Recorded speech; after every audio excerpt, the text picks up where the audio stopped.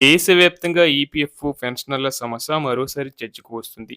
ఈపీఎఫ్ఓకు చెందిన పెన్షనర్లకు ప్రస్తుతం అందుతున్న కనీస పెన్షన్ చాలా తక్కువగా ఉందని పలు పెన్షనర్స్ అసోసియేషన్లు గట్టిగా డిమాండ్ చేస్తున్నాయి. ముఖ్యంగా కనీస పెన్షన్ను రూ.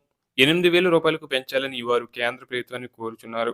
గత 12 ఏళ్లుగా పరిస్థితి పెద్దగా మారలేదు. ఇప్పటికీ చాలా మంది పెన్షనర్లు నెలకు కేవలం 1000 నుంచి 2000 మధ్య మాత్రమే పెన్షన్ పొందుతున్నారు. ఈ మొత్తంలో నేటి పరిస్థితుల్లో జీవించడం ఎంత కష్టమో ప్రత్యేకంగా చెప్పాల్సిన అవసరం లేదు. ముఖ్యంగా వృద్ధాప్యంలో ఆరోగ్య సమస్యలు పెరిగిపోతున్నాయి. మందులు, పరీక్షలు, చికిత్స ఖర్చులు భారీగా పెరిగాయి.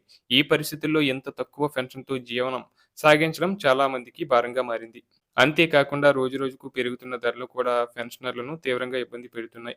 ఆహారం, అద్దె, విద్యుత్, వైద్య ఖర్చులు ప్రతి ఒక్కటి గణనీయంగా పెరిగాయి. కానీ పెన్షన్ మాత్రం అదే స్థాయిలో ఉండటంతో జీవన వ్యయం మరియు ఆదాయం మధ్య పెద్ద గ్యాప్ ఏర్పడింది.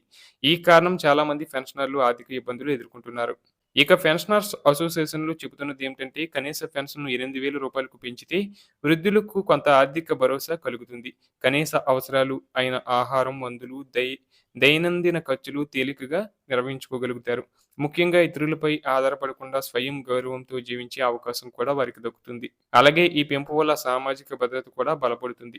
వృద్ధులు గౌరవప్రదంగా జీవించే పరిస్థితులు మెరుగవుతాయి. ఇది కేవలం ఆర్థిక నిర్ణయం మాత్రమే కాదు, ఒక సామాజిక బాధ్యతగా కూడా పెన్షనర్స్ భావిస్తున్నారు. అందుకే కేంద్ర ప్రభుత్వం మానవతా దృక్పథంతో ఈ అంశాన్ని పరిశీలించి ఈపీఎఫ్ఓ కనీస పెన్షన్‌ను రూ. 8,000 పెంచాలని వారు విజ్ఞప్తి చేస్తున్నారు.